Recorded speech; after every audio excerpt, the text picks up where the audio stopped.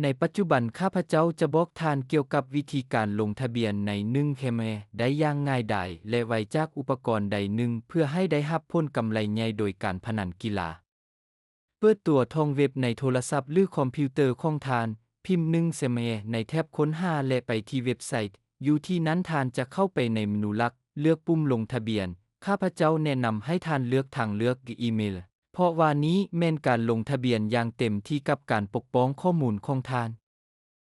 ในที่นี้ทานเลือกประเทศสกุลเงินภาคพื้นใส่ที่อยู่อีเมลของทานชื่อนามสกุลและเบอร์โทรศัพท์สำหรับการปกป้องสร้างรหัสผ่านที่เข้มแข็งและใส่รหัสโปรโมชั่น8โวลต์ซึ่งให้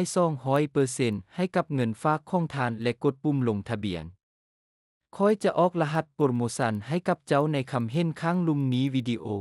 หลังจากนั้นตื้มเงินใส่บัญชีของทานด้วยวิธีที่ง่ายและได้รับ 200% ในเงินฝากครั้งทำอิฐของทาน